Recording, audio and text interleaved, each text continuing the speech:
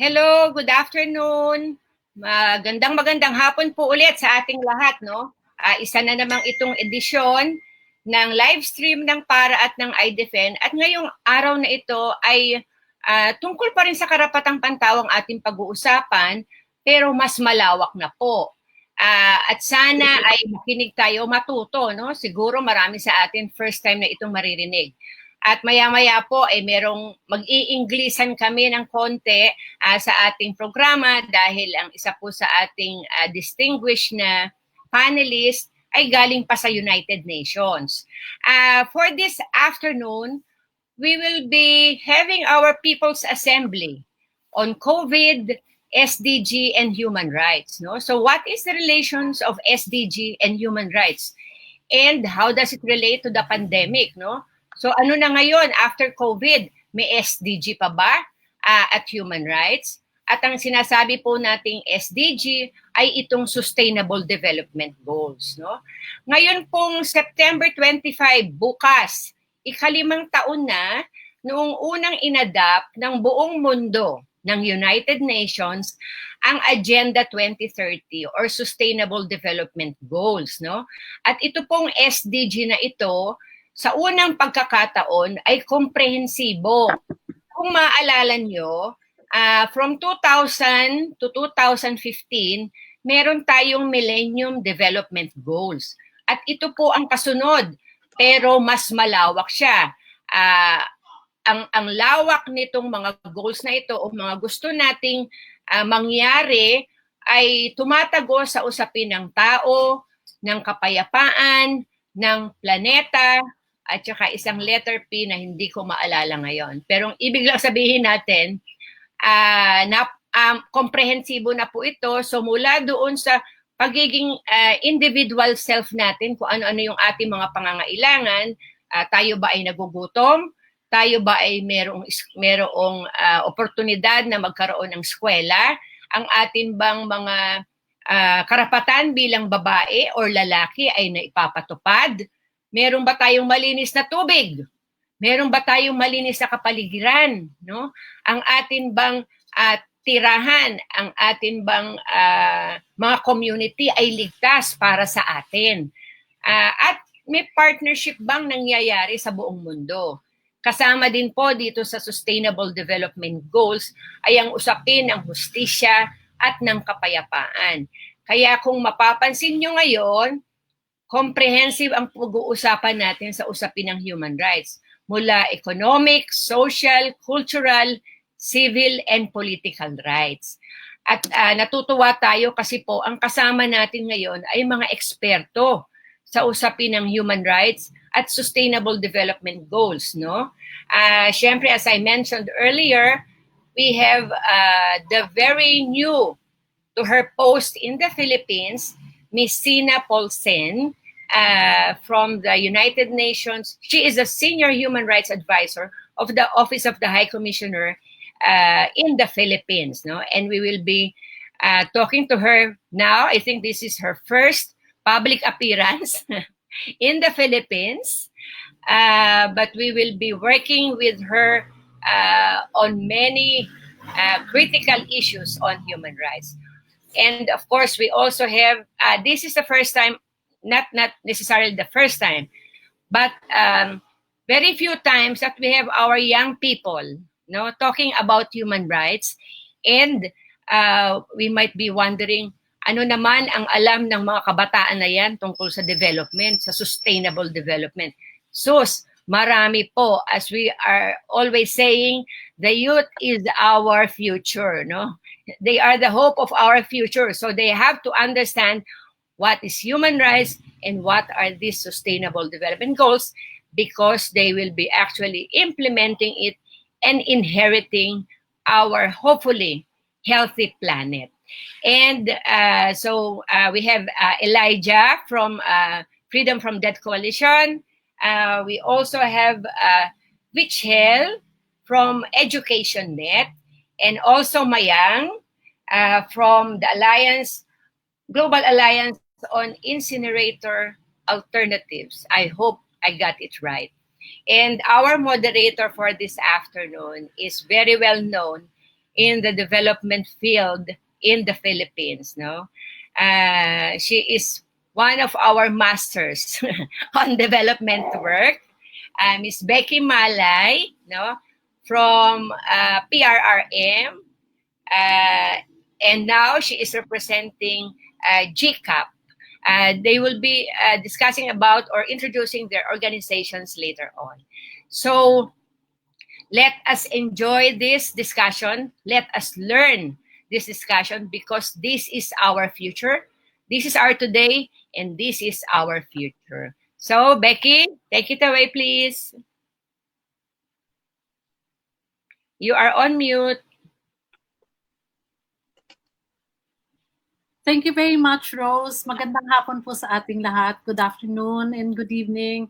And if there are those in other countries watching, good morning. Welcome to the Philippines People's Assembly. This is happening to you live. This is happening now, being brought to you live through the courtesy of the Philippine Alliance of Human Rights Advocates. We thank you very much for hosting us. We're very happy to be here because we really want to be part of the global conversations on the SDGs.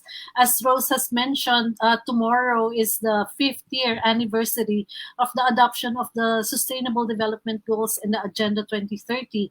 So 5 years have quickly passed, no? So what has been happening all over?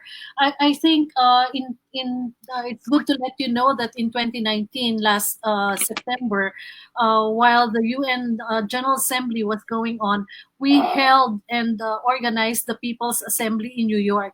It was a parallel event attended by about 300 organizations, individuals representing about 1,000 organizations all over the world. And we had a charter of demands, and we had an analysis of what's going to happen to the SDGs because we know that the SDGs at that point could not be met. Already we are set back, no? So what more now with the pandemic? I think the pandemic has really turned us around, no? It really upended us, no? So we are having all these problems because the reality is that so many people are still living in poverty.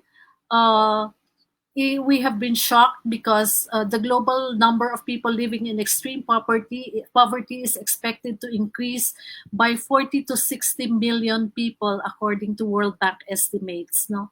So madadagdagan po ng 40 to 60 million people ang mga taong nabubuhay sa 1.9 US dollars per day dahil dito sa pandemic na ito. So globally also, we're looking at about 1.6 billion informal workers losing 60% of their income. And of course, they don't have any social protection. People are experiencing hunger. Food insecurity is now threatening about 265 million people living in low and middle income countries. So this is the impact globally, no? And if we look at those who are carrying the burden, it's women who are carrying the burden of unpaid care work due to the heightened care needs for children who are out of school, and of course the elderly as well, and of course those who are the persons with disabilities. No, so these are the marginalized previous to COVID, but more so with COVID. So the vulnerability is very high with increased threats of domestic violence.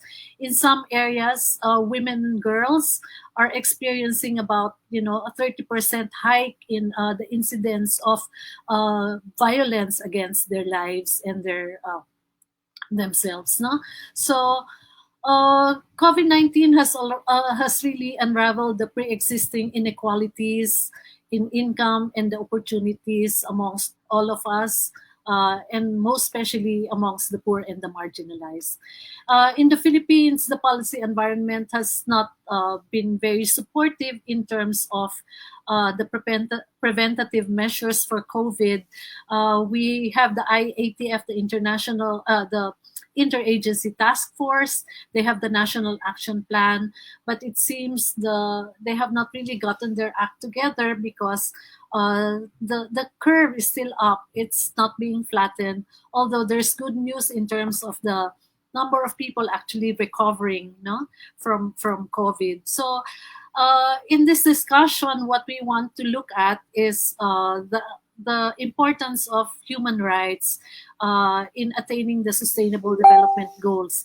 With all these hindrances to the attainment of the goals, we still think, as advocates of the goal, that the SDGs are the best plan for recovery. The SDGs are still the guiding plan that can the guiding goals that can make us realize better plans. We just have to adjust. There will probably some delays in terms of the actual implementation, but if you look at the guideposts, if you look at the goals as the guidepost, it's actually very coherent and it's actually very good.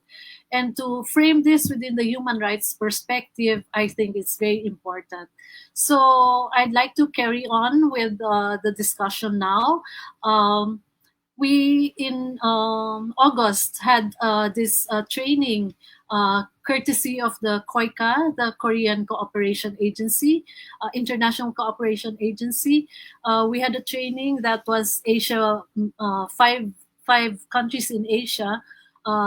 We had this training, and the Filipino participants are the presenters for today. These are their thematic presentations, in fact, to the course that they just finished. They're actually now fellows of the Kyumhee University and the KOICA Capacity Building Project. So I'm very proud to have been their national facilitator, and their longtime, actually, SDG advocates. The first presenter is actually a very young woman. She has been an advocate of the SDGs since she was 16 years old. No, she's only 21 now, but she started learning the SDGs since she was 16. So I think it's a very good time for her to really present to us her theme on education under the new normal. I'd like to ask Ms. Vichelle Yumuya to make her presentation on education under the new normal. She will discuss about the problems right now that are happening in the education system and what her recommendations are within the frame of SDGs and human rights. So, Vichelle, take the floor. Okay, hello, Miss Becky and all. I actually sent a message to you, Miss Becky, here in the chat box. Sorry. Yes, po. But yeah, I can proceed with my presentation. As because I just to give context to everyone who's watching, I asked Miss Becky and my panelists here to go first because I also have classes right now. So aside from I'm working from in Philippines, I am also studying right now as a first year law student. So yeah, just to give a little bit. So I'll be sharing my screen for my presentation. So hopefully you can all see my screen. So okay, can you see my screen? So, Yes, okay. yes, maganda. Okay. Okay. Okay. So yeah, I'm Vichelle. So I'm actually from Inat Philippines, but I'm also a youth leader. So I started volunteering for SDGs ever since 2016. So I was 16 years old back then. So that was like the first year of SDGs, and I learned about that actually by scrolling through my Facebook account and looking for organizations. Then I got really curious about SDGs, and I started joining. So like back then, my favorite SDGs was SDG 5, SDG 16, and whenever I see, those colorful SDGs, I take a picture of them, and it's also my wallpaper. But that was like 4 years ago, 4 to 5 years ago. I'm 21 now, and most of my context of SDGs right now is it's really deep. My understanding is deepened, and like right now, I can see the bigger picture. But also, I'm still learning more about SDGs. So right now, I'll be talking about SDGs, human rights, and education. So first, I'll be just giving a framework of SDGs and human rights that I've learned, and also saw this from the commission from the UN OCHCR website. And then later on, I'll be discussing the education system right now in the new normal, and hopefully give some recommendations from our organization, and also my personal recommendation, as I'm also a student right now. So I understand, the difficulties of having this new learning right now. So this framework, as what I said, I saw this from the United Nations website. So I think this Miss Beckie also said this a while ago, and also I think my panelists will also say this framework, because I want us to be reminded of how the human rights and SDGs are connected to each other. So this actually are four principles. So the human rights and the 2030 agenda being universal, transformative, inclusive, and comprehensive.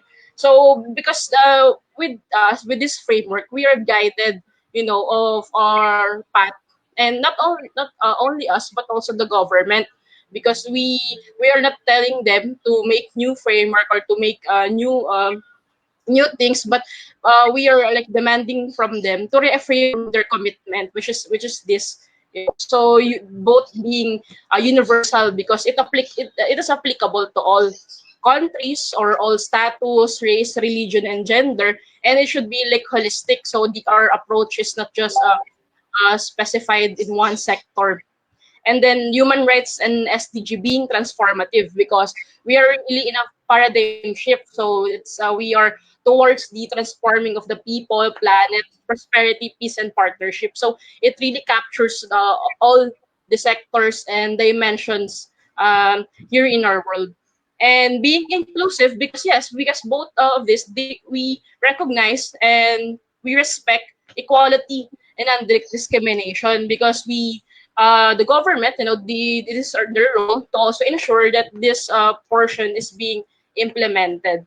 And then lastly, comprehensive, because both human rights and the 2030 agenda, it provides a range of social, economic, and environmental objectives, starting from SDG 1 to SDG 17. So it varies. It talks about education, gender, talks about climate action, and many more issues that we are facing right now. So starting from this perspective, we can see a picture. We can look at a bigger picture of SDGs and human right. However, this might be different from the realities that that are happening right now, or the realities that we are facing. That's why we are conducting this webinar also, and also we are doing people assembly to see that is this being implemented, or is this really happening. So this is like a challenge, and at the same time a motivation to us, and also most importantly to our government, to reaffirm their commitment and to really do what they promise in implementing SDGs. So with that being said, we must always look at sustainable development in a human rights lens, because we have to consider that, is it for all? Is it discriminatory? Is it just? Because people are empowered when they can claim their human rights. And when people are empowered, they are able to maximize, many development opportunities. They can make their own decisions that will impact their own lives. And looking at development and a human rights lens, we are not just focusing on building infrastructure or providing materials and so on, but we're looking on what are the needs of the people. Starting, for example, in our indigenous people, their concept of development might be different from the concept of development that are happening in urban communities. But this development must also be inclusive and also be appropriate in what our needs as a society. So giving that in that lens, starting from that, we must look at sustainable development in a human rights lens. We believe that education is a human right. Therefore, there is no quality education without human rights, because in ensuring that in ensuring the human rights of the people, and respecting, fulfilling, and promoting the human rights of the people, we are also ensuring that they're getting the quality education that they deserve. So, given the pandemic that we're happening right now, as what mentioned earlier, the COVID-19, it's exacerbating the pre-existing education disparities by reducing the opportunities for many of the most vulnerable children and adults.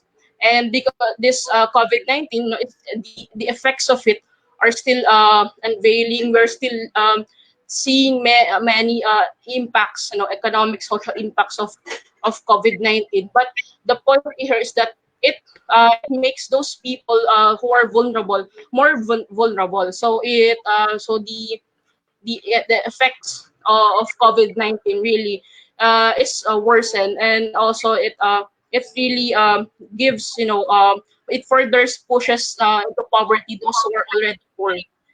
It's worsened, and also sorry, I can hear you. It further. Hello. Okay, I think. Hello.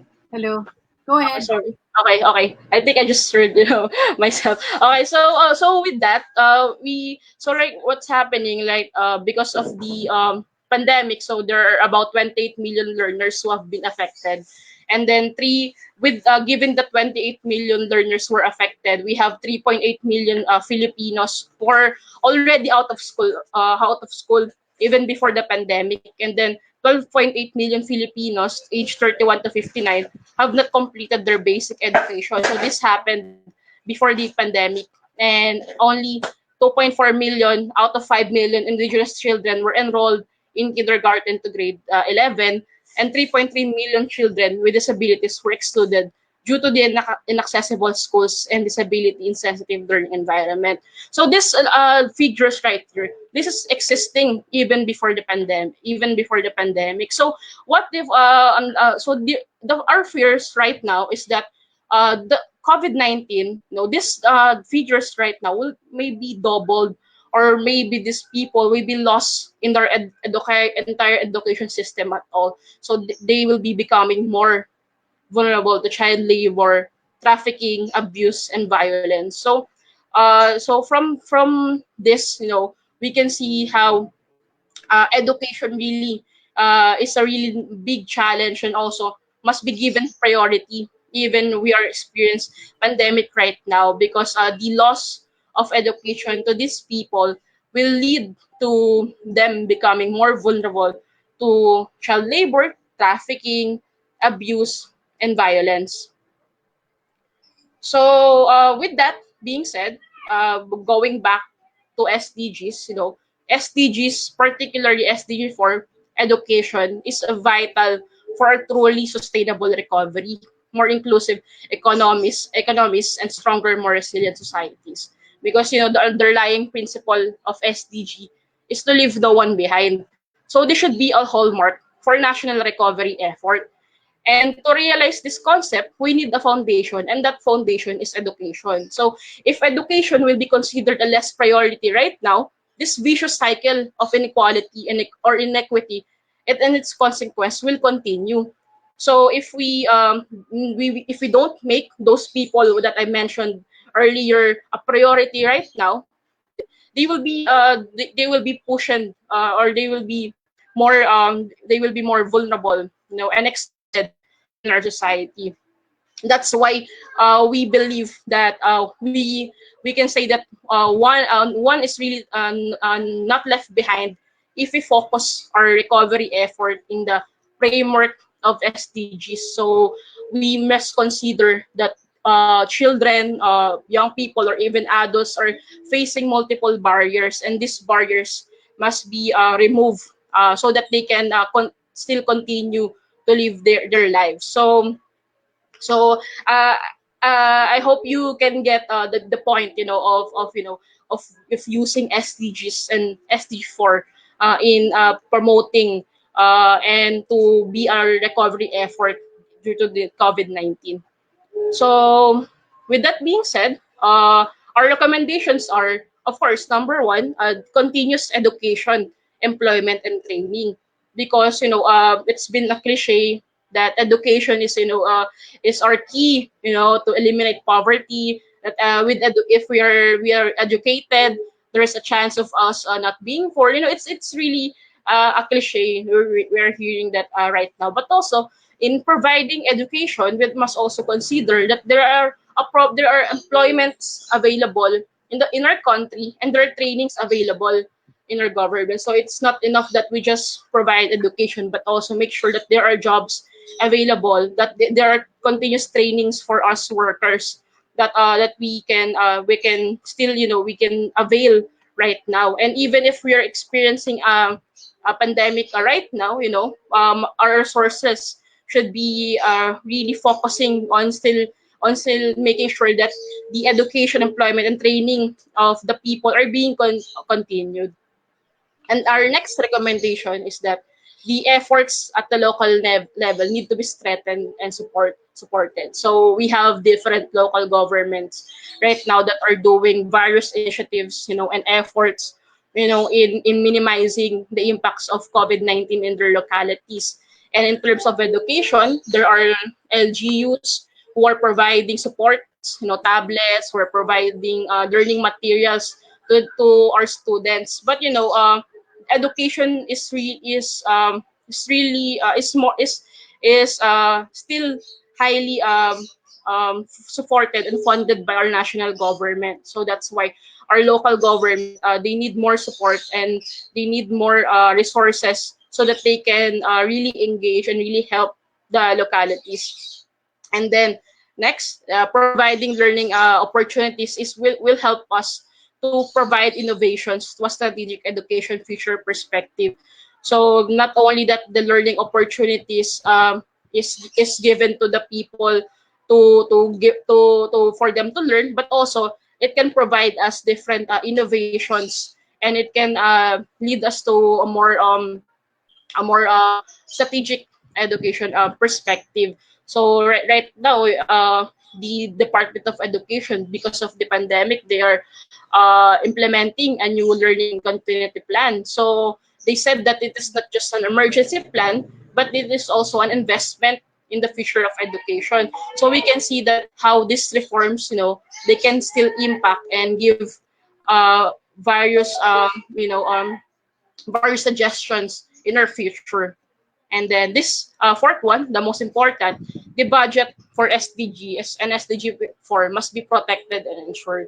So connecting that to different social services that are given by the government. So specifically, the budget for education must be protected and ensured, because what happened because of the pandemic, there are various budget cuts. The budget for the alternative learning system, the budget for the persons with disabilities, special education, and so on. They are cut and lessened because those budgets were were placed to or appropriated to have to for the COVID-19 response. So we must reiterate in the government that those budget must be protected, because if you're taking the budget from the marginalized excluded sector, so what will happen to them? So the this giving of fund is important for our government, and also for various schools and institutions to mobilize, and also help those people are in need. So those budget must be protected. So that's what we're doing right now in the deliberation of the 2021 budget. We are making sure that the education budget is increased, and also it will not be lessened, because government are already putting money in places that we don't even know if it's worth it. So why not just put those money in our education? And then last one, so our recommendation is that it's important for us to also share our SDG knowledge to younger generation and engage them. So like I think this is a manifestation for me and many young leaders out there, that the importance of making these people, or making our younger generation um, inform about SDGs, and also make them to engage with us, because young people, they are not just beneficiaries of this goal, but we are also partner of this goal, because this pandemic requires us to consult to each other, because we cannot solve this or on our own. The government cannot solve this on their own. So that's why they also need us. They must also give us a chance to participate in policy making, also get consultation from young people, especially those who are marginalized, excluded, and vulnerable. So basically, that's just a short discussion on SDG, human rights, and education that our organizations are promoting right now. But just a quick just let me add this, just a quick like 1 minute discussion of relating this to 4.7, or the human rights education, because a component also of SDG 4 is the SDG 4.7, or the education for sustainable development and global citizenship. So human rights education is included in 4.7. And right now, I got this from the Danish Institute for Human Rights. So human rights education, it has different aspect, but the main point is that this human rights education is also for us, to have the knowledge, attitude, and skills in a right-based learning environment. And this human rights, the Philippines also, is ratified, the UDHR and and we are following various UN treaties. So they are also accountable, to promote human rights education to us and to the young people out there, and to the rest, of our population. So, however, we the question is human rights education realized right now in our country? So the answer is really that we don't know. We don't know right now, because we don't have any mechanism, to ensure, or to also, or to monitor, even monitor if human rights education is being implemented. In addition to that, the political pressure, or the political pressure coming from the government and from the administration when we talk about human rights is really it's grave, or it's problematic. So the importance of human rights education is, we are really not sure. We don't know how this is being realized in our country right now. But this is our commitment, our country's commitment, and this must also be not left behind in promoting SDG 4. So just reiterating, also for the government to promote human rights education for all. So with that being said, I'm Vichelle from Philippines. So that's my presentation for SDGs and human rights. This is just like a picture of us. So are we near or far in achieving SDGs? So that's it. Thank you for the opportunity, and thank you to all. Thank you, Vichelle. Maraming salamat sa presentation mo. What I'm going to do is to restart the conversation and put it back again on human rights, no? Because we're supposed to have a human rights situationer from Rose, but I had to give Michelle her time. I had to prioritize Vichelle's time because she's supposed to hold her class, no? She's going to her class. Mga kaibigan, babalikan po natin si Rose Trajano. kasi gusto po nating malaman ano ba talaga ang human rights situation ngayon sa Pilipinas. Just to contextualize the whole discussion today, no? Yung presentation po kanina ni Vichelle raised a lot of questions in terms of human rights education, the reality that our education system is being hampered now, especially by the COVID pandemic. Kasi talaga namang napakahirap nung klase ng education na kailangang i-implement ngayon ng DepEd. No? It's a challenge really to them to be able to reach those who are furthest behind. But at the same time, how do they go about it? And those are the issues, no? So can you please write them down, yung mga issues nyo at yung mga tanong nyo with regard to education, and we will have a discussion later on to clarify your points and get some reactions from the panelists, and together we can have a better discussion on the second part of our program, no? But our program now, I would like to ask Ms.Rose Trajano to give us a general situation of the human rights situation in the country, and then this will be followed by some remarks from Ms. Signe Poulsen of the United Nations in the Philippines. She's the special advisor from the Office of the High Commissioner on Human Rights, OHCHR. No? So we will carry on with the program as planned. Now I'd like to ask Ms. Rose, are you ready to give your situationer?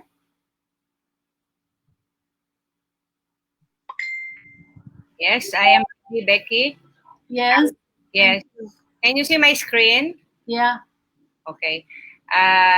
Again, thank you for this opportunity, of course, to share what is the take of PAHRA, no, on the situation of human rights in the Philippines. Perhaps many of the people would be saying the title itself, no, the killing state, is already gory or terrorizing. No, will it fit with the discussion on SDG and COVID? No, so I will be fast in my discussion. Just some highlights, no, of why we say that we now have a killing state. Okay. This is a presentation made by Philippine Human Rights Information Center, which is the information and research arm of PAHRA. No, we are saying that we are now a killing state because of kill policies. No, that has been happening since 2016. We will also be discussing some ESCR concerns, which is really very important also in the discussion of SDGs. The chilling effect, no, of this violence in the Philippines, and some glimmers of hope and forms of resistance. Very early on, we think that the president and the administration actually intentionally distorted human rights concepts and principles, no, and attacked the human rights community and the human rights principles. He even told us, nor informed us, that human rights advocates and communities we are using human rights to use as a shield, but it is actually helping to destroy the country, which is not true. No, the president is a lawyer, and he knows all about human rights principles, and he knows that this is not the correct interpretation, but this is his strategy to silence us. No? He accused human rights advocates, no, to be on the side of criminals, murderers, and rapists when we were asking about the continuous killing that's happening since 2016. No? And he said he does not give a damn about human rights. No? And now I can introduce some of the issues on killings. From the Human Rights Commissioner's report, released last June 2020, there were 8,663 killed. This is only from the report, that they have gathered and verified. Unfortunately, the Office of the High Commissioner said that really difficult to get the real picture of the killings in the Philippines. So some CSOs estimate that there may be 3 times the number of killings. From the report of CLRD, or Children's Legal Rights and Development Center, and OMCT, there were 122 children killed, under the war on drugs, from June 2016 to January 2020. And total arrest goes to more than 200,000. And the congestion rate of our detention centers are 500% currently. On accountability, unfortunately, from these many killings, only one conviction came about, and it is the case of Kian de los Santos, because they cannot really hide it. It was seen in CCTV, and they really have to convict. But as far as the more than 5,000 admitted killings by the police, only one conviction. And we hope that there will be more, because this has been the commitment of the Secretary of Justice during his intervention in the Human Rights Council 44th session.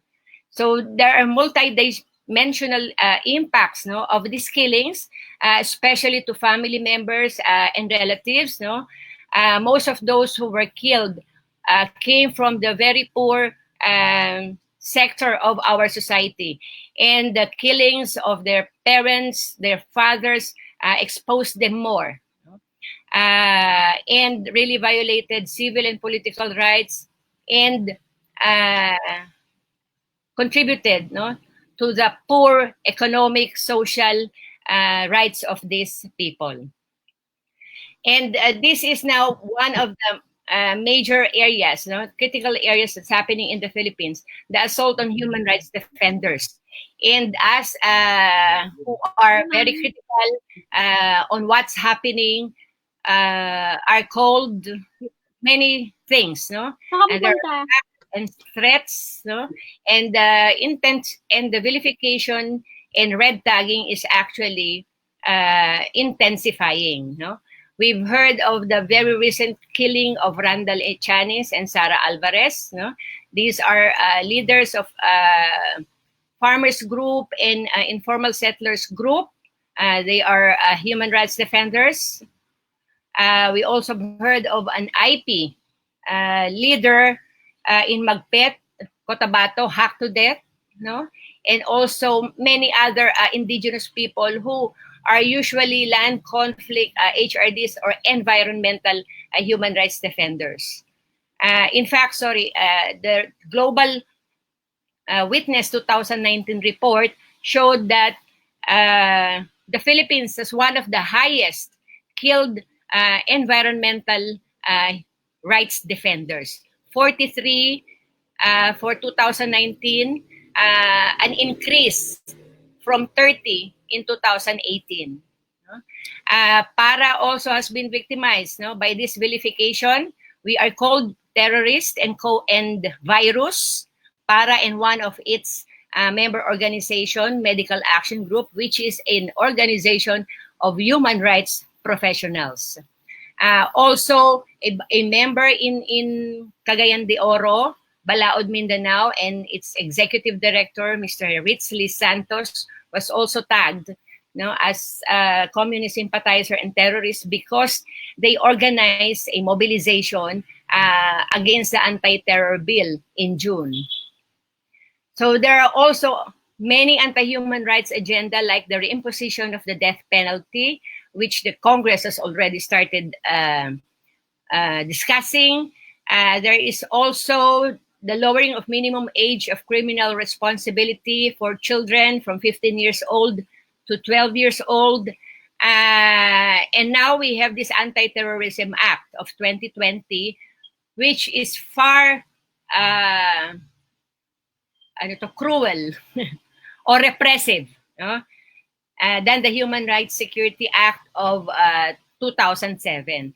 And then there is also a planned charter change. The constitution would be changed, and there will be 100% foreign ownership of public utilities, which we know would impact more on our dire economic situation. So the core principle of governance is violence. We've seen it, no? During the war on drugs, war on terrorism, and then war on COVID. We will see it later. So Philippines is the second least peaceful country by the Global Peace Index, and most dangerous country, as I mentioned earlier, by Global Witness for human rights, for environmental human rights defenders. So, do we have a comfortable life? No. So, during his campaign, the president promised we will have a comfortable life under him. And did we have that? Are we having that? Huh? So there is now a contraction, no, or decrease of our gross domestic product. Of course, this is expected because of COVID, no. But while the Philippines was really priding itself for good economic condition, no, before the pandemic, now I would actually be more skeptical and questioning it, because it seems that we are not really ready. We do not have enough or sufficient funds to sustain, no, or to combat this economic crisis from COVID. So there was a halt of 75% of economic activities and displacing millions of Filipinos.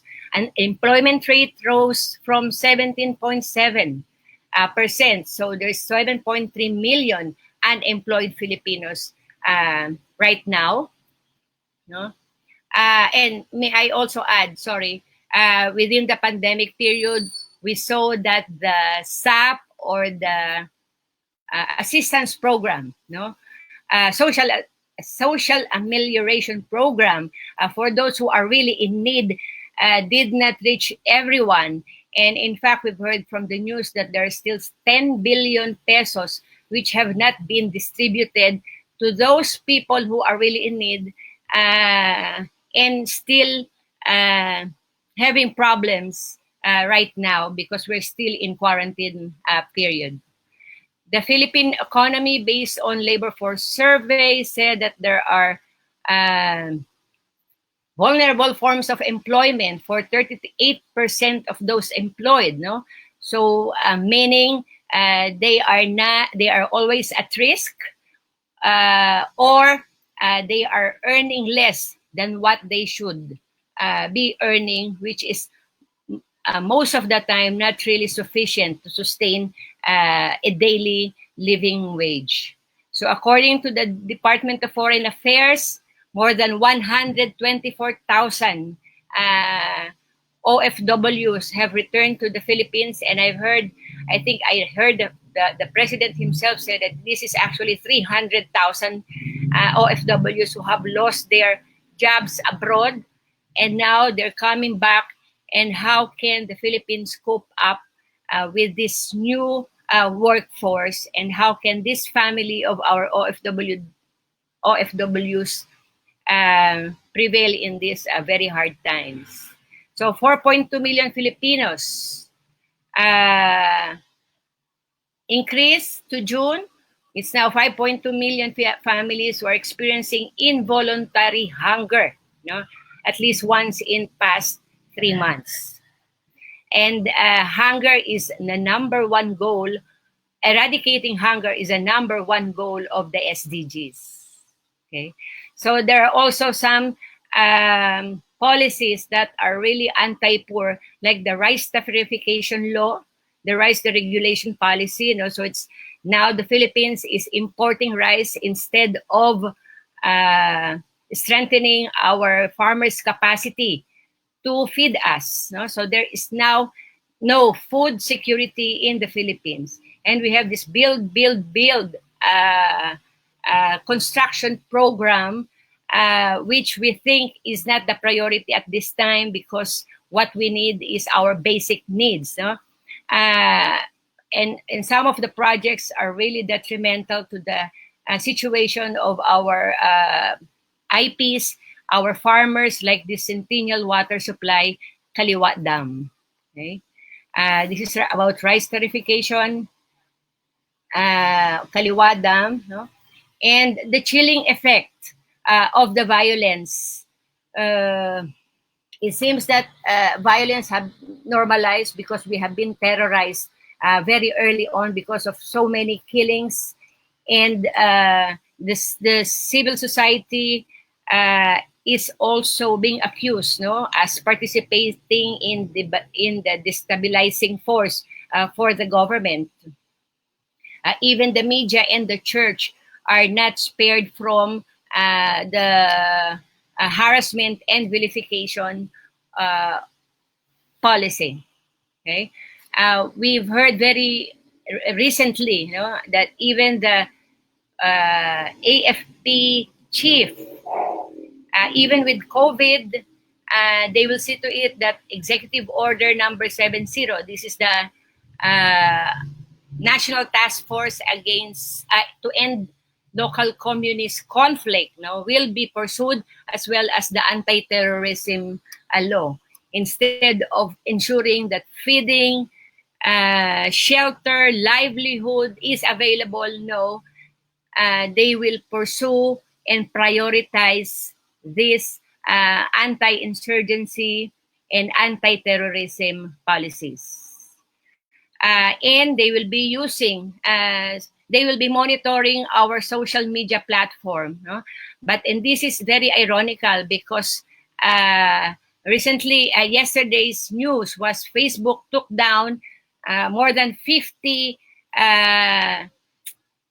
accounts, no, related to the security sector, to the AFP and the police. And these accounts are being used to threaten, to harass, and to vilify again human rights defenders and activists. Okay? And the chilling effect is now felt by the general public.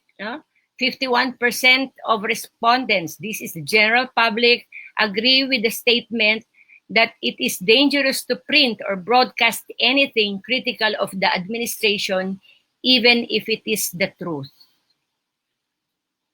So watch out, be careful with what you post on Facebook or on Twitter, because they are watching us. Okay, so these are some of the violations during the pandemic. Many falls to the category of cruel, inhumane, and treatment of individuals. Many have been beaten, arrested, and even killed, no, for quarantine violations. Like these young people, no, who were caged when they violated curfew. I think this is in Laguna, no, and many other penalties imposed to these violators. But at the same time, there are special treatment to government officials and politicians. They can easily have themselves tested, but the common people cannot afford the testing for COVID. Also, special treatment for authorities. This morning, I read another authority, I think it was the NAIA manager, who also had his birthday party. Okay, so if it's them doing their birthday parties, it's okay. But if it's people who are gathering around, then they can be arrested. Of course, the right to livelihood, as mentioned earlier, especially the jeepney drivers who until now, no, majority of them cannot still ply their route, and they have nothing to eat, to feed their children, and is now asking money or alms from in the streets. Inadequate protection of our frontliners, and corruption. No, very disheartening to hear. No, that this amelioration program, which is supposed to reach the tables of our families, have actually been abused by corrupt barangay officials. Okay? Marginalized and non-participation of the people, communities, NGOs in the development of a more comprehensive program to combat COVID pandemic. But there are glimmers of hope and forms of resistance, and we hope that all of us will fight back. No? We should document and report human rights violations, educate grassroots communities, capacitate a vulnerable sector, provide them training to claim and defend their rights. We should fight back against fake news and propaganda, and if possible, boycott businesses and products owned by Duterte supporters. This is one of what he was saying, that he is clamping down or destroying the oligarchs. We think it is not true. He's only creating new oligarchs in the Philippines. We have to defend our democratic space. If there are DDS, the diehard Duterte supporters, we should also be diehard in defending our democratic space and focus on laws and policies that repress us. And most importantly, in 2022, we should elect new leaders that knows and would embrace and would implement a rights-based approach to governance. Thank you.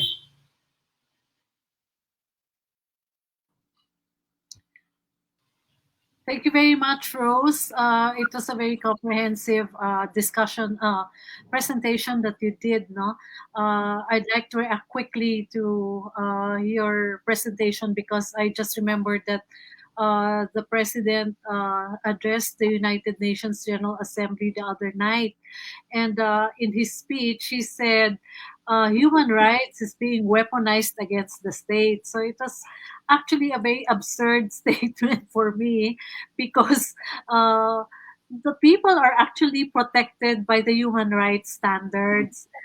People are actually protected by the Universal Declaration of Human Rights, which happened in 1948. So it was a long time ago that we actually have really, recognized that those rights belong to us. And several conventions.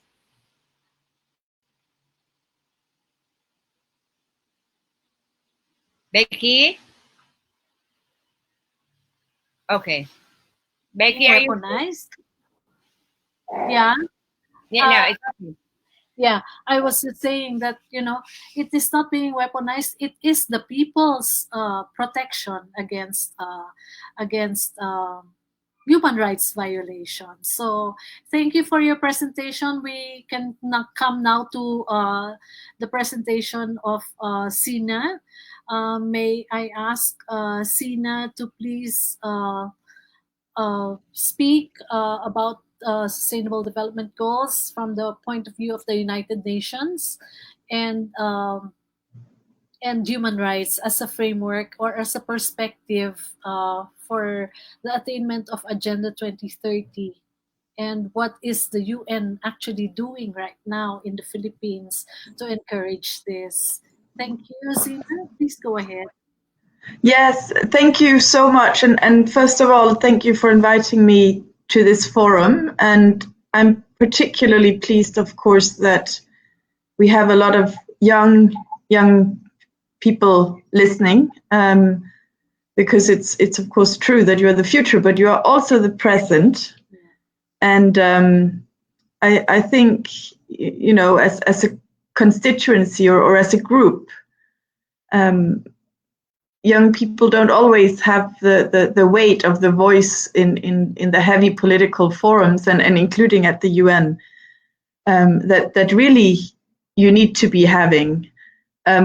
So keeping that in mind, and I also want to say that it's a very hard challenge to follow Rose and Vichelle, because you've already given a very good sort of insight into both the Sustainable Development Goals and education during COVID, but of course also to the situation that's the current situation here in the Philippines. But what I wanted to talk about a bit is this issue of human rights and COVID and Sustainable Development Goals, and how they are all in this year of 2020, 5 years into the Sustainable Development Goals, coming together in what's almost could be described as a perfect storm. The truth is that even before COVID, we were not on track to fulfilling all the development goals. We were already leaving people behind. We were leaving some countries behind. Inequality was increasing, as it had been for a while. So in that sense, what COVID has done is not shifted those patterns, but perhaps made them more obvious and perhaps made their impact deeper as those who are most vulnerable fall further down the food chain, if you want to put it like that, and you have people who are just going on as normal. The Secretary General of the United Nations described COVID as the greatest test we've faced since the formation of the United Nations, and that's a pretty serious statement to be making.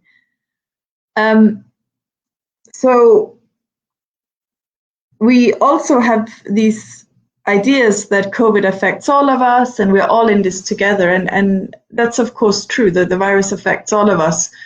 But it's equally true that it affects disproportionately those who cannot access healthcare, those who do not have access to clean water and protection and education, or those who are forced to travel and lose their jobs. So that's the first layer.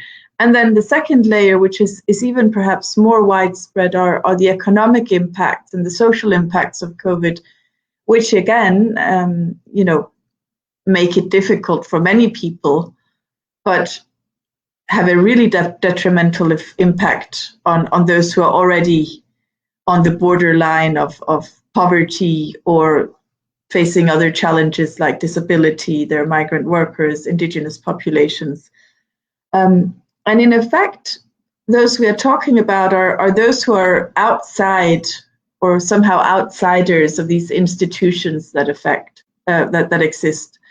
Now, the High Commissioner for Human Rights very optimistically claims, and I would tend to agree with her, that human rights principles, norms, and actions offer solutions to the COVID pandemic, not in terms of solving it, which we need medical scientists to do in terms of a vaccine, but in terms of building societies that are resilient to these shocks that COVID brings, societies where there is no political instability, where people can, stay safely in their homes, where people know that if they turn up at the hospital, they have an equal chance with everyone else for fair treatment and non-discrimination, so they actually do come and seek advice, where education of children is not so distinguished based on class, where everyone has the access to internet, for example, that enables continued learning. So what human rights brings to that framework is this notion of a basic standard that must be given to everyone. And then, of course, if you have extra, you can go there. But the fundamental and social networks that have to exist are really fundamental to this. So I think the link with the right to health is fairly obvious, and the right to health as a universal service. The link to economic and to some extent social right is also quite intuitive. There is a COVID virus, the economy goes down the drain, people lose their jobs. If there are no social safety nets, then it has a detrimental effect on all kinds of economic rights like the access to food and water and even education and medicines and all of those things, adequate housing. But the link to political and civil rights is also a very important one to point out, because indeed, in societies where people are not able to voice concerns they have, there is no feedback loop to the government. And so that corrective mechanism that should exist, where if a group is inadvertently or advertently left out of social networks or responses, that can immediately be raised by civil society through their connections with government, and then the government can take action to rectify it. Once you start limiting people's freedom of expression, that loop stops. Once you start taking action against so-called government critics, but people who raise critical voices, people who raise concerns when the state is not doing its full job in upholding human rights, then again, you lose that sort of circle of information that needs to be traveling all the time and giving feedback, both up through the system and back down to the grassroots. What's the government doing? We want information about where the money for the social welfare programs are going. Why are certain people selected? Why are others not? But also back to the government. Oh, this project you had, this social benefit project you had really works, or it really doesn't work because women can't access it. So those are the kinds of political and civil impacts you also see. And in the longer term, of course, the impact of that is even greater because it has the potential to trigger, unhappiness, social marginalization, and even instability and conflict. So we are right now very much at a critical point where we need to, with all our might, hold on to these norms and values and principles that the human rights system brings. We in the United Nations are doing many things when it comes to COVID. And, this is not to say that we always, that our projects are always consulted in the way they should be, or we always reach the most vulnerable. Because I think one needs a bit of humility when one talks about what these programs do. We certainly make an effort to consult. We certainly make an effort to leave no one behind and look at those who are left behind first. But the perpetual problem, I think, with leave no one behind is of course those who are left the very furthest behind are the least likely to be seen. But what we have done so far is a range of projects that were actually, there's a report that came out 2 days ago that sort of outlines in broad strokes the kind of actions that the United Nations different agencies have taken in the Philippines. And these include many different things, but they include things like interventions to assisting migrant workers so they can travel back home, to child protection initiatives, to addressing food security for the poorest and those most at risk. And these programs are carried out in all parts of the Philippines. So currently, in terms of numbers, and again, I mean, I don't think numbers is necessarily the best, indicator of impact, but there's been 149 different interventions that we can count. These include, for example, more than 50 projects that have been technical assistance, like building capacity of local governments in logistics or crisis management or healthcare waste management, and also communication around COVID. The United Nations agencies also help with direct in-kind support, like COVID-19 testing, procuring PPEs, the protective equipment, and in addition to that, some policy initiatives. Sorry, I'm reading off a list here a little bit, but things that would be considered policy initiatives that we would consider policy initiatives are things like learning, education continuity plans, or protecting children from COVID, or even things like how do you make COVID recovery, how do you build back better, as we say, not build, but build back better.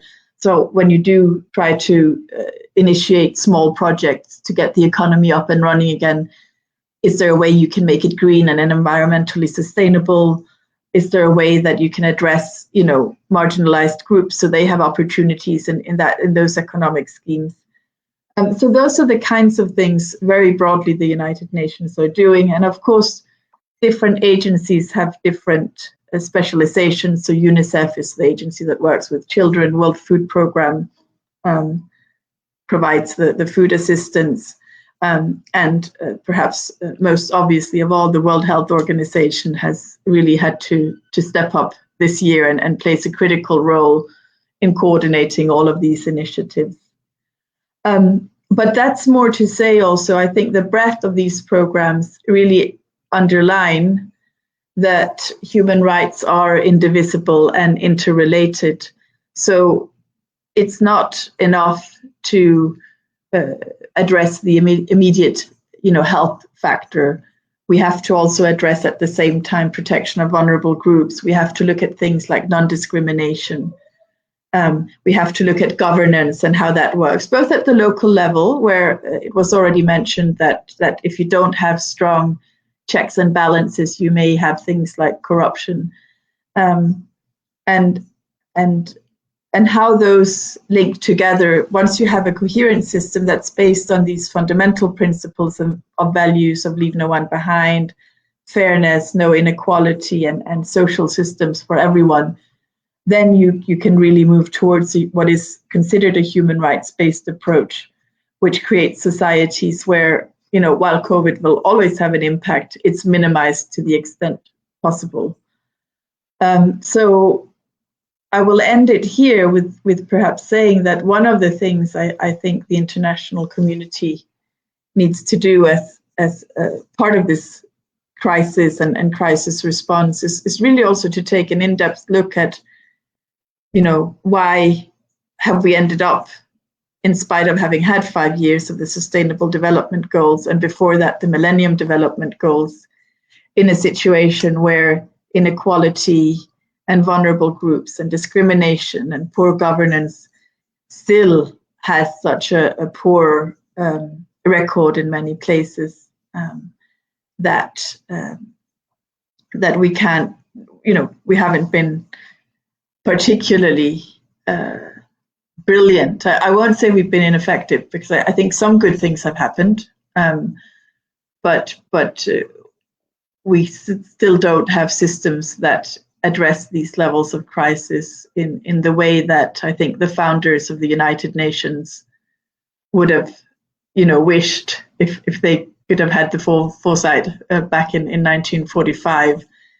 That the United Nations, but also the member states could work together and solve these very serious and complex problems. I don't know how much better we are at it today than we were in 1945. So I'll leave it here, and I look forward to a discussion with all of you on these issues. Thank you very much. Thank you very much, Signe. Very enlightening and very comprehensive as well. At this point, I'd really want our next presenter, who is supposed to be the first presenter, Mr. Elijah San Fernando. He is a member of the board of the Freedom from Death Coalition. In fact, he's the vice president. He's one of the vice presidents. And he is a member also of Social Watch Philippines, and also the Global Call to Action Against Poverty, or GCAP Youth. So, Eddie, please go ahead.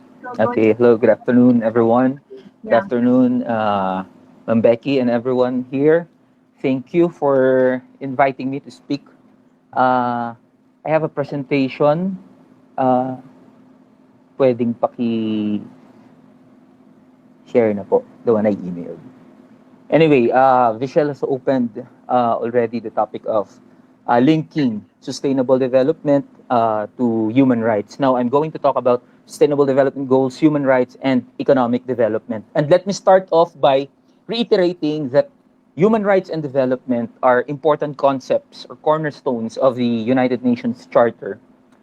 These are two distinct topics, often tackled and treated independently of each other, but we must strongly point out that human rights and development are interdependent of one another. The working paper called Economy of Human Rights discusses the relationship between human rights and economics, and it can be understood in two ways.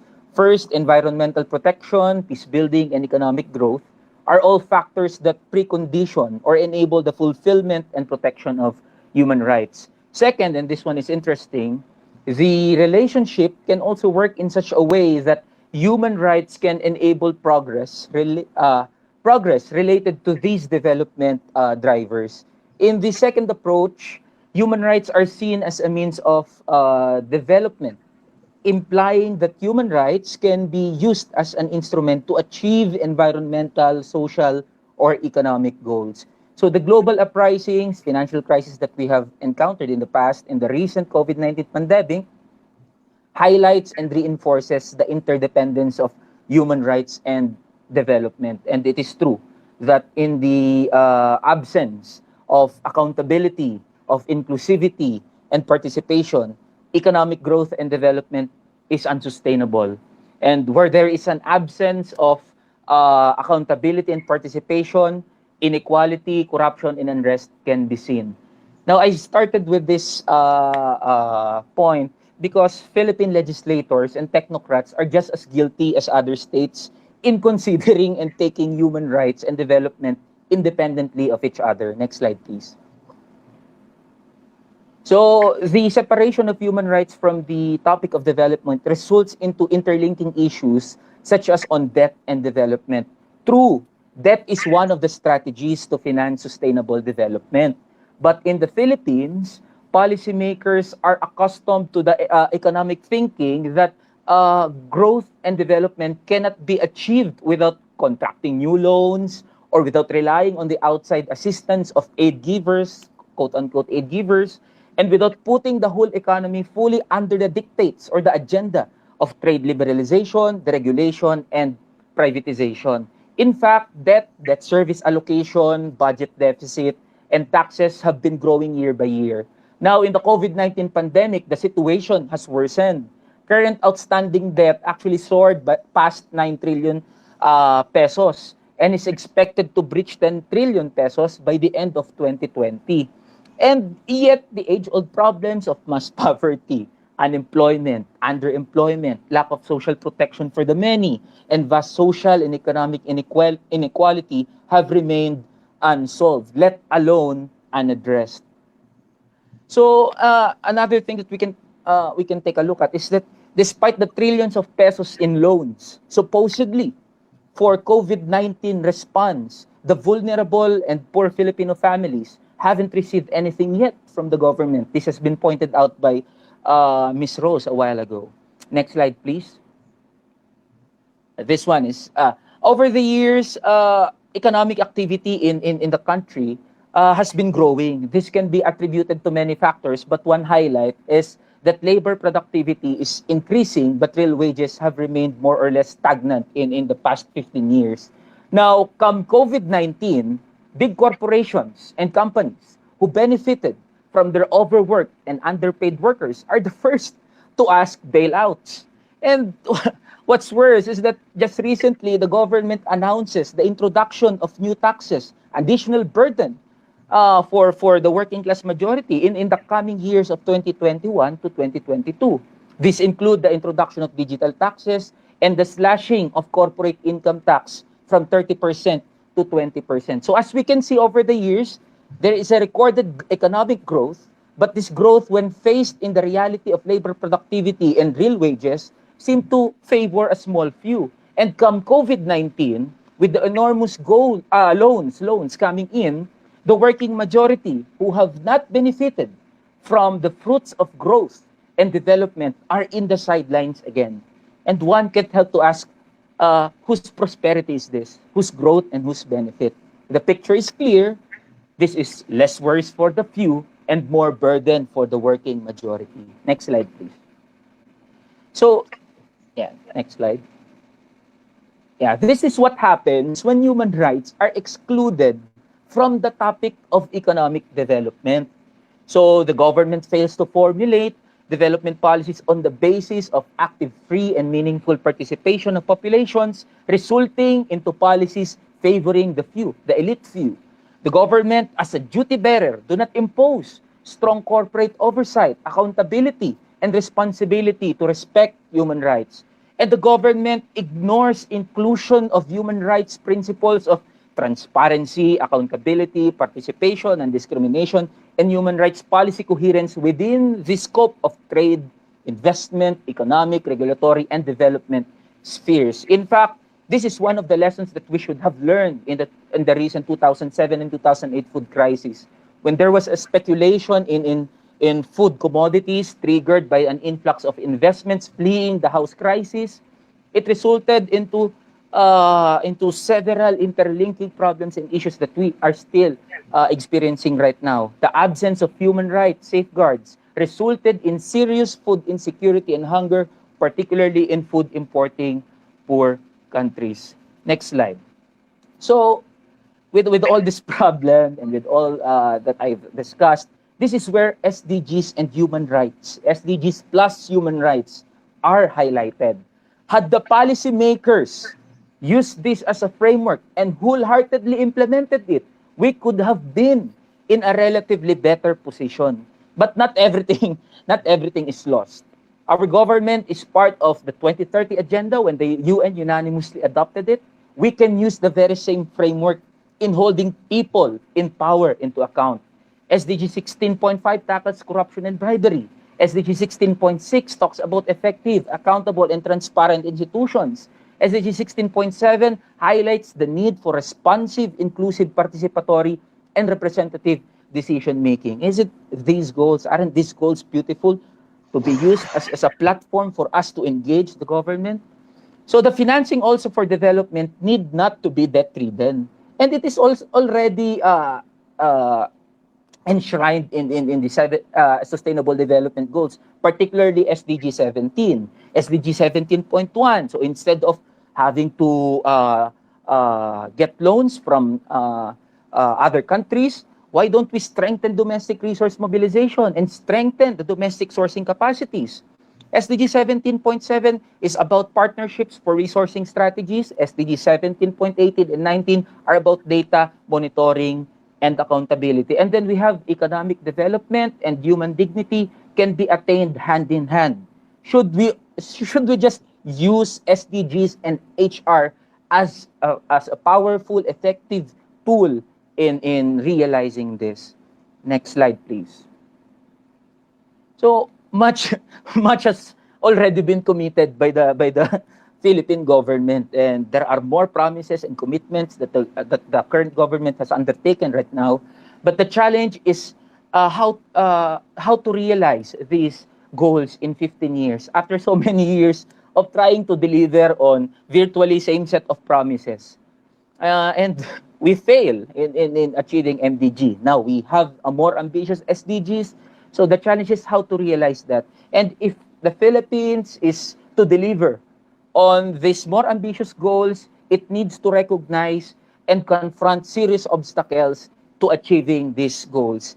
And we need to shift our development paradigm. It's high time that we must shift our development paradigm from growth-oriented, debt-oriented, to one that is rights-based and needs-based development model. So, next slide. So this, if we are to move forward and build back better, having seen the effects of COVID-19 in our country, in our economy, in different sectors, these are some of the recommendations. So we must uphold human rights as cornerstone of COVID-19 response efforts. We understand that there is a need to stimulate the economy. That we understand that there is a need to protect the working majority, but this should not be conducted at the expense of human rights, fundamental freedoms of the majority. We should suspend implementation of regressive tax laws, and we should redraw the budget to reflect current realities and priorities, prioritize domestic sourcing, and this one we have been actively advocating in the Freedom from Debt Coalition. Cancel all external debt payments due in 2020 and 2021. And most of these external debts are favoring onerous contracts and loans. Let me end by quoting one of the philosophies of Freedom from Debt Coalition and other networks. Next slide, please. So the economy and economic life is not about just ensuring human survival, nor the allocation of scarce resources. The economy should be aimed at providing the material requisites to ensure human life with integrity and dignity in all its fullness. Physical, mental, intellectual, emotional, psychological, social, and cultural. And I think we should use SDGs and human rights as a platform and as a tool so that we can take people in power into account. So that's it. Thank you, everyone, and good afternoon. Maraming salamat sa iyo. Maraming salamat sa iyo, Ellie. Ang klaro-klaro ng presentation. He had a very clear presentation in terms of the links between SDGs and human rights, and actually pointed out which indicators, which targets of the SDGs actually relate to human rights in his presentation. SDG 17 is actually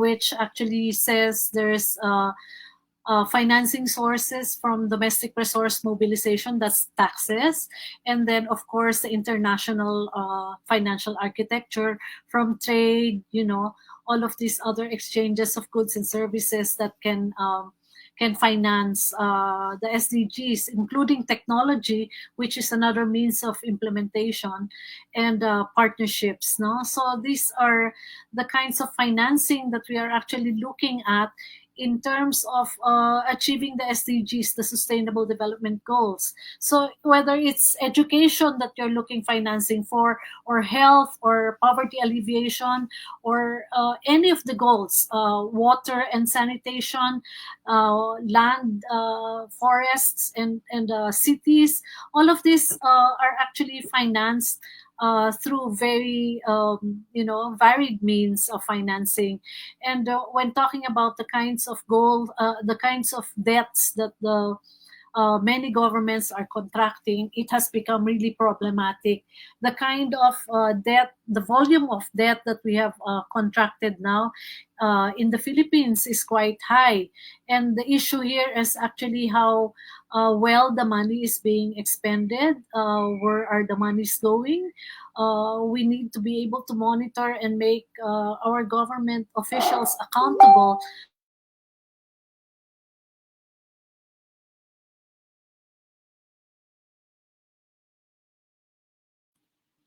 Hello, Beckie? Yeah. Yes? No, it's Yeah. okay. If there are loans, then okay. yeah. So these are the economic issues that Ellie has pointed out. So can we go ahead to the next presenter? Our next presenter is Mayang. She's Miriam Guerrero Azurin. She now works with Gaia, yung sa alliance na against incinerators, and she's going to talk about the environment under COVID. What are the issues under COVID on the environment? Mayang? Mayang?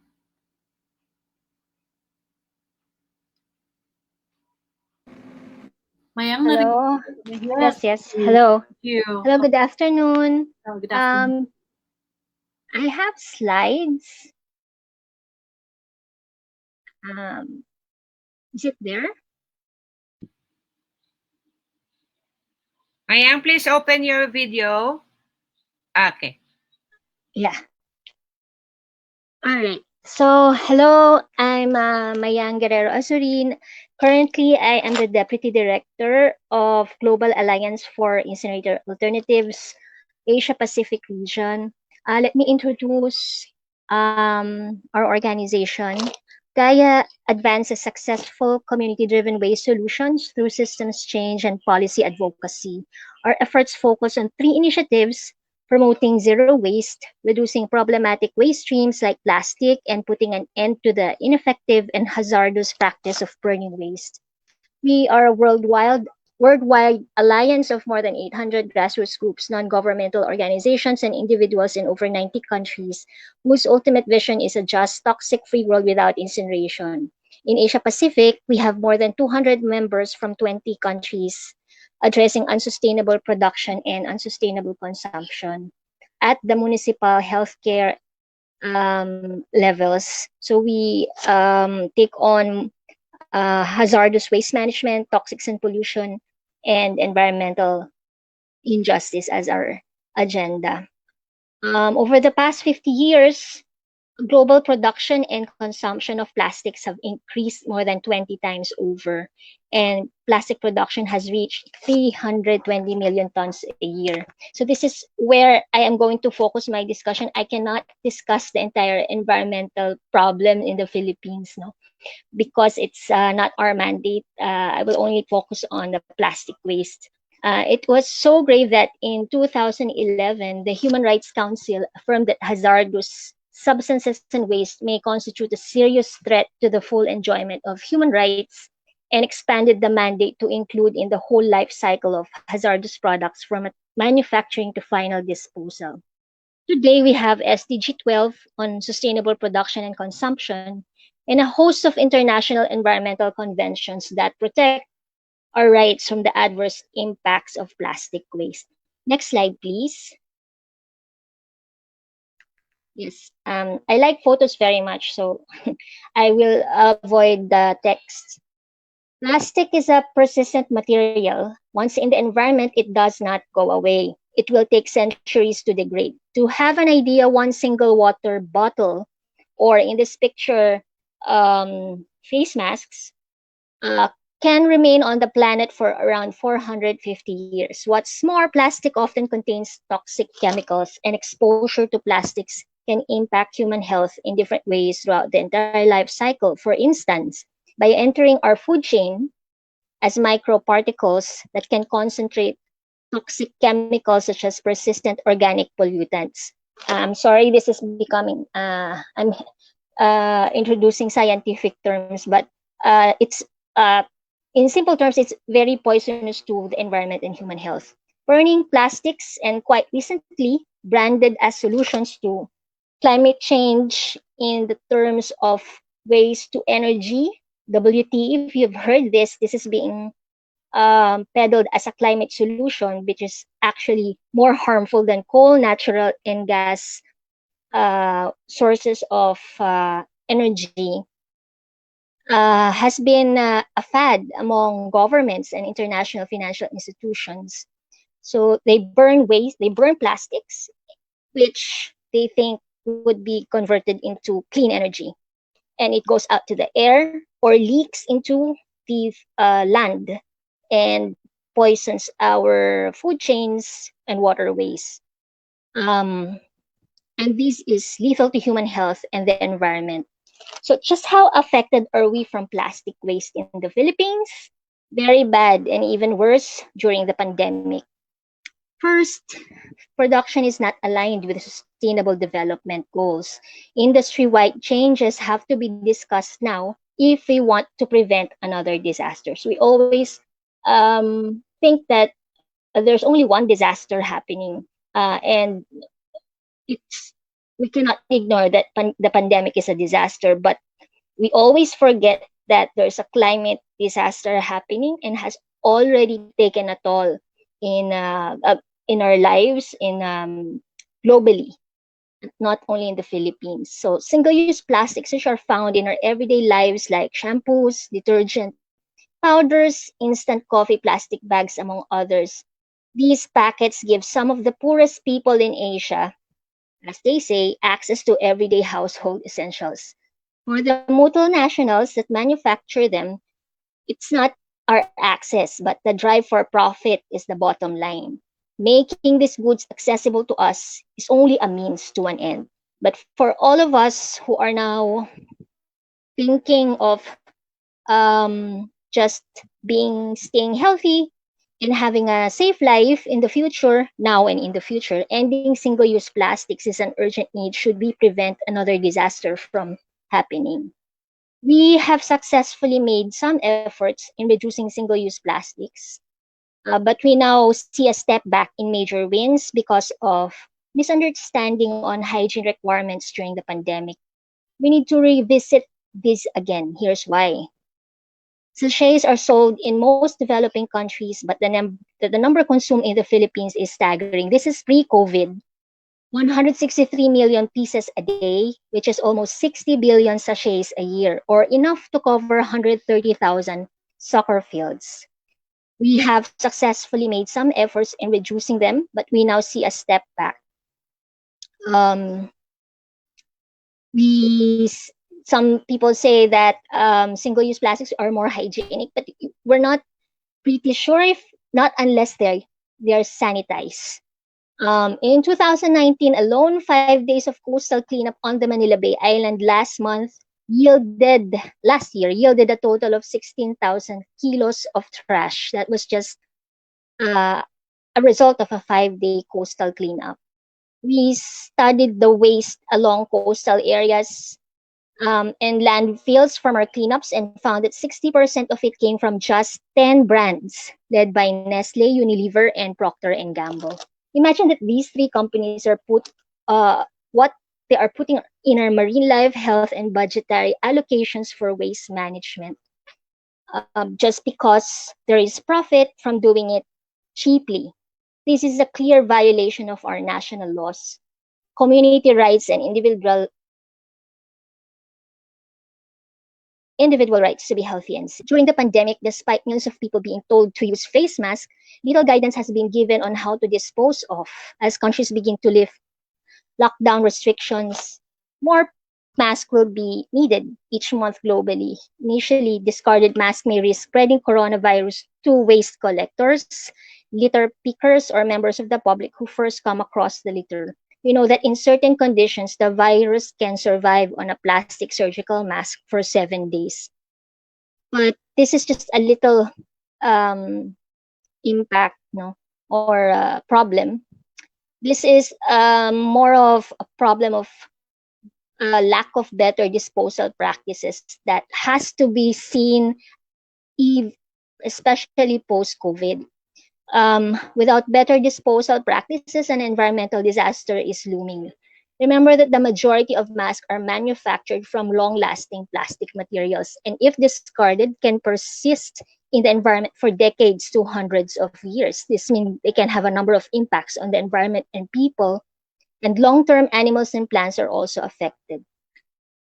We cannot continue to ignore the impacts on the environment. Next slide, please. Health and public coffers. This kind of production has on our national and individual lives, especially after the pandemic. Second reason why plastic waste is so bad in the country, we are an importer. We import, among other things, plastic waste from other countries. Customs data from 2018 shows more than 3 million kilograms of plastic recyclable waste were imported to the Philippines from the US alone, declared in customs documents as waste, pairings, and scraps of plastic. Iba pa yung mga electronic waste that have plastic components that we receive from Canada and Japan. The waste found in industrial areas such as Valenzuela City is usually mixed with locally sourced raw materials. Of course, we have witnessed the spat with Canada late last year or early last year. We also have a strong history in rejecting Japan's electronic wastes some years ago because of the importation of waste. As a developing country, this is against our collective and individual rights. In the time of pandemic, we will expect developed countries from rapidly sorting to greater production due to the recession and cheaper public management, including waste management that is shouldered to, passed on to developing countries like the Philippines. We should not allow developing countries to accept their waste as a method to their recovery plans. We are easy praise, and third, we are easy praise for false solutions, dubbed environmentally friendly methods or technologies. One of these is the waste to energy, which means we burn plastics and hopefully convert them to clean sources of energy. It looks simple and seductive for the ones who are not educated on climate-friendly solutions. Once these plastic wastes are burned, they emit toxic chemicals out in the air, and leakages can affect food and water systems.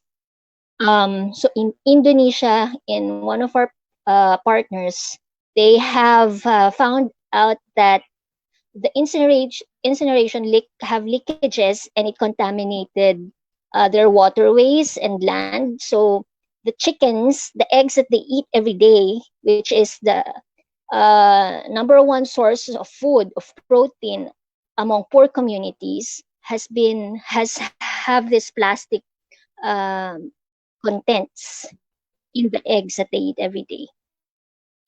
Who are most affected? No, everyone is affected, but there are who are the most marginalized and vulnerable communities that are affected by plastic waste.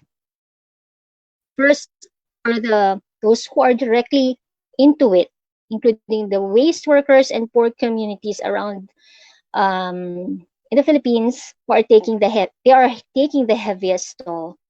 Waste and recycling pickup work is physically demanding and usually exposes workers to occupational hazards, even more so during this pandemic. Collecting and emptying beans in the bean trucks exposes waste workers to diseases. Next slide, please. Next slide. Right. So this is what they call the waste rollers. So they are different from the ones that are formally employed by the municipal government or by private companies. In the stratification of waste workers, they are even the ones who are at the bottom, the most vulnerable. They are not salary based and depend on the quality of the scraps for income. They are noticing an unusually large amount of plastics yet during the time of coronavirus, yet they cannot sell this because the recycling companies or junk shops have closed down. And their routes have also been limited due to the restrictions during the pandemic. Most of all, they don't walk with PPEs. They travel a lot, they walk around, but they don't walk with PPEs and masks and make our communities clean. While the multinational companies continue to produce plastics at scale. Unlike health workers, but like them too, who serve as frontliners, they don't have social protection. Second, are the communities receiving this waste that lie along coastal areas or near recycling factories. Every year, some 47,000 people die as a result of acute poisoning from hazardous chemicals, while many others develop life-threatening diseases, such as cancer.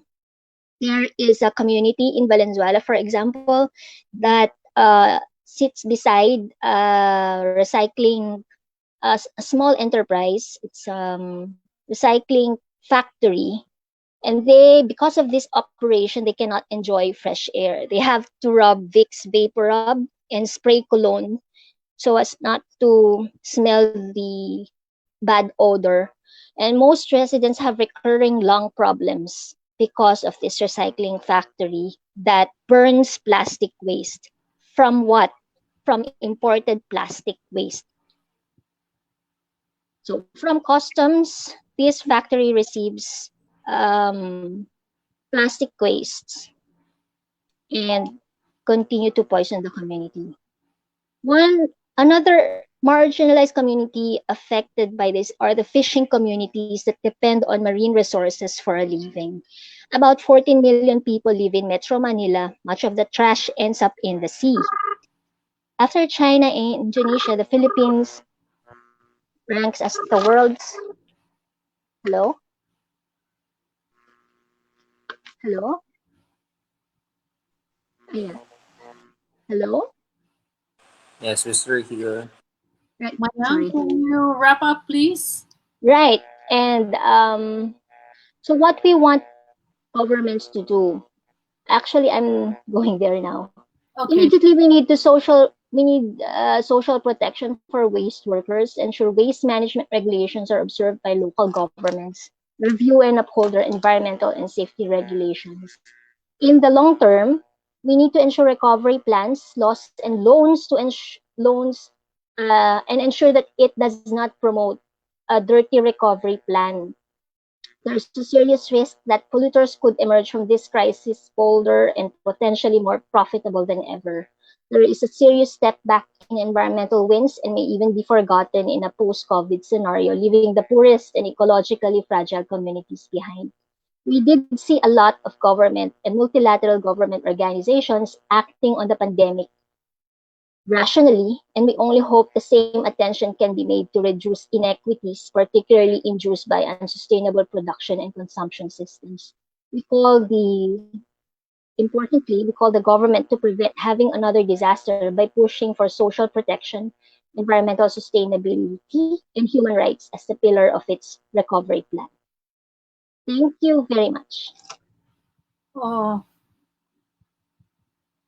thank you, Mayang. Maraming salamat. I think you really pointed out what the issues under the pandemic, that environment issues under the pandemic that we are actually experiencing. No, it's very specific dun sa waste ng management ng plastic waste and PPEs and all of this kasi there's really a big surge in the use of these materials, but we do not know where they are going. No, so very excellent presentation that really wakes us up to the importance of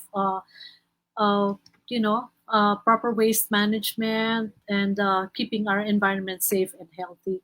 So the next part of our program, we're running out of time.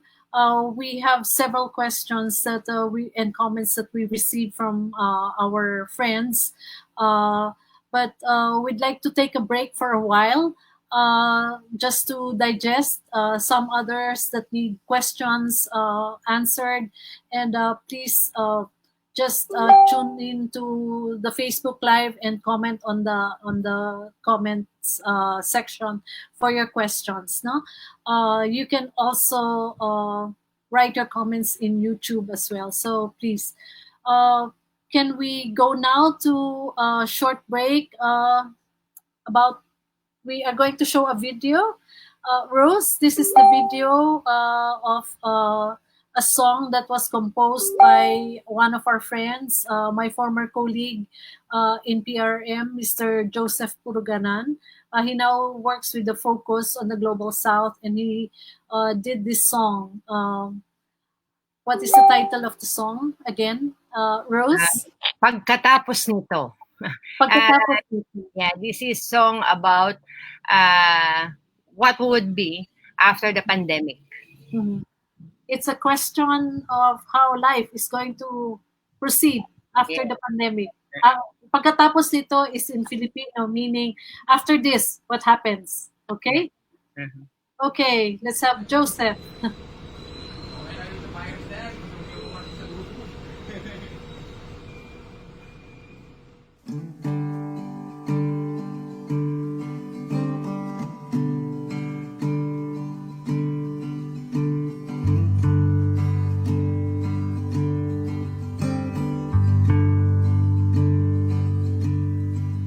Pagkatapos nito, babalik lang ba tayo sa normal?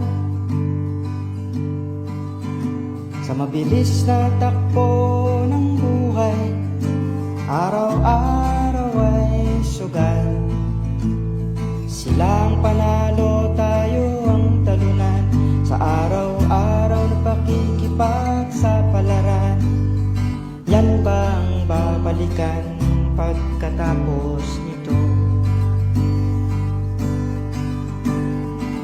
Yan ba ang babalikan pagkatapos nito? Pagkatapos nito, balik lang ba sa dating gawin? Sa marahas na takbo ng buhay, puno ng takot at pangamba, ligalig-ang laging kaulayaw, mula umaga hanggang gabi. Yan ba ang haharapin pagkatapos nito?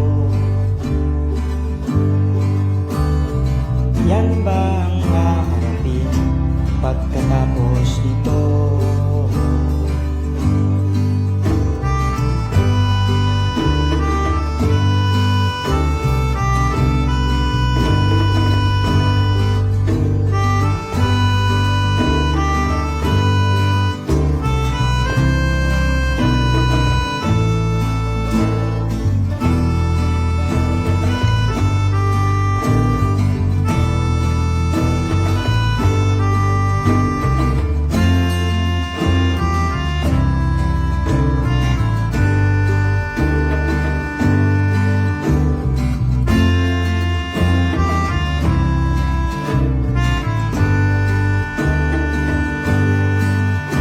Pagkatapos nito, may bago tayong lakas. Sama-sama nating tahaki ang ating landas. Iwawasto ang liko-likong daan, isisigaw ang ating panawagan. Mas maayos na lipunan pagkatapos nito.